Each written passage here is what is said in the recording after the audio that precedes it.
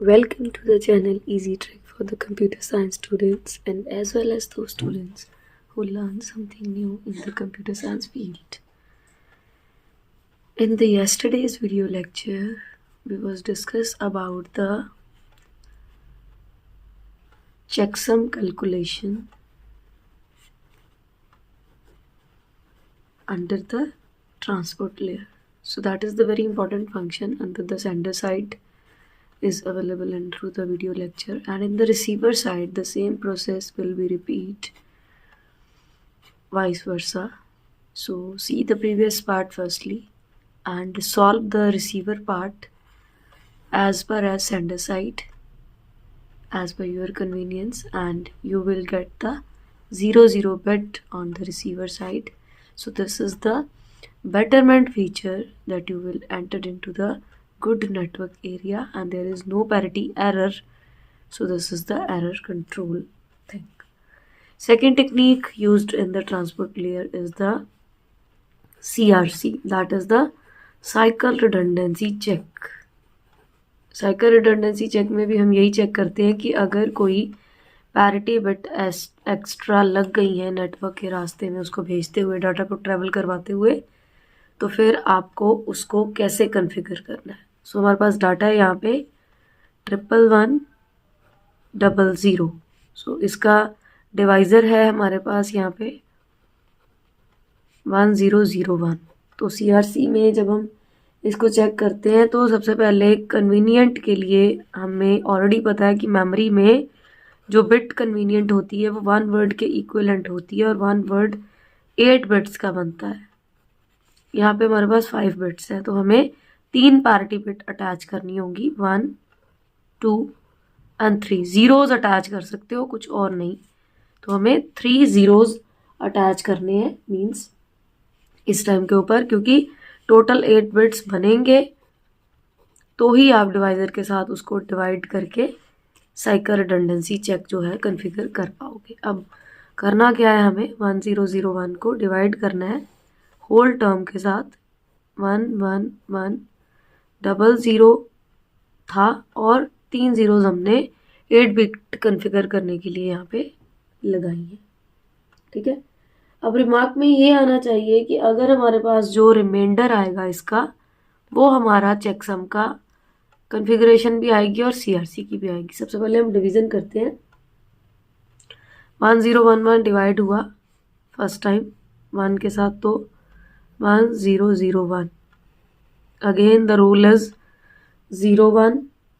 कल भी हमने पढ़ा था ना, 01 1 101 10 111 0. अब कैरी कुछ नहीं आ सकता क्योंकि ये CRC का सम नहीं हम निकाल रहे, चेकसम का सम निकाला था. ऐड करते टाइम कैरी आता है, डिवाइड करते टाइम 1 डिवाइडेड बाय 1 0 ही आना है यहाँ पे. तो नेक्स्ट के लिए हमें यहाँ पे एक डिजिट और चाहिए.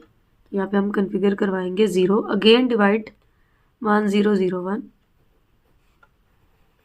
011 101 101 110. अगेन एक और डिजिट आ गया यहाँ पे, फिर से डिवाइड किया हमने 1001 के साथ. 011 101 101 110. एक डिजिट और आया 1001. अगेन डिवाइड हुआ यहाँ पे तो हमारे पास अब वैल्यू फिर से वही आनी शुरू हो जाएगी ना कि 011 101 101 0. और ये लास्ट हमारा अब एंटर कर चुका है 0 1 0 0 1. अब देखो कि ये 0 पेंड हुआ था. चेक करते हैं हम दोबारा. यही रूल है कि अगर आप पैरिटी बिट अटैच कर रहे हो तो यहाँ पे रॉन्ग पोजीशंस एंटर हो सकती हैं. तो एरर कंट्रोल अब क्या चेक करेगा कि क्या ये 0 पेंड होना चाहिए था. देखो पहले हमने लिए ये 4 डिजिट्स 1 2 3 4. ठीक है. फिर हमने ये अपेंड किया, ये अपेंड हो गया. फिर हमने ये अपेंड किया, ये अपेंड हो गया. फिर हमने ये अपेंड किया यहाँ पे, ये अपेंड हो गया. ठीक है.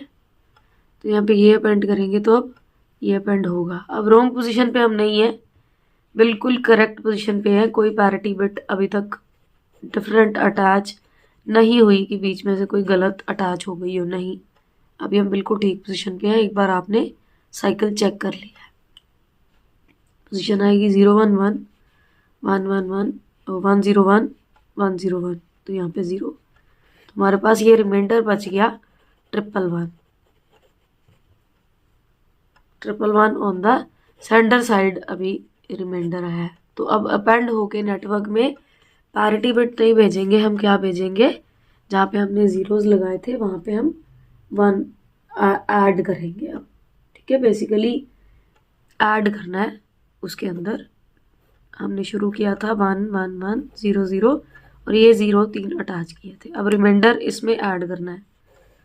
ऐड करने के बाद आएगा 0 1 1 0 1 1 0 1 1 0 0 1 1 1। मतलब जो ट्रेवल करेंगी बिट वो क्या करेंगी, रिसीवर साइड पे 1 1 1 0 0 1 1 1। अब रिसीवर साइड पे देखते हैं कि अगर रिसीवर साइड पे ये सारी बिट्स का रिमाइंडर 0 हो जाता है, इट मीन्स कि साइकिल रिडंडेंसी चेक में पैरिटी बिट कोई अटैच गलत नहीं हुई थी। अब इसको डिवाइड करते हैं 1 0 1 1 1 0 0 1 1 1 1 1 0 0 1 1 आया था ना। 1 0 0 1 0 1 1 1 0 1 1 0 1, ये आया डिजिट। अगेन डिवाइड 1 0 0 1 0 1 1 1 0 1 1 0 1, तो अगला डिजिट है 1 1 0 0 1 1 1 0 1 0 1 1 0 1 1 1 0। अगेन अपेंड हो रहा है हमारा 1 0 0 1 0 1 1 1 0 1 1 0 1 0 1 1।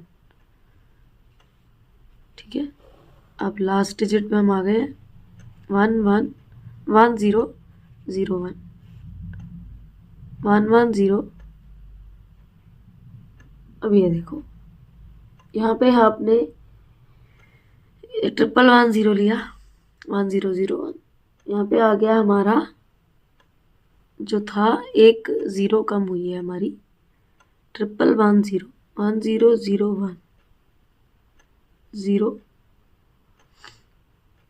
ये आ गया 1 1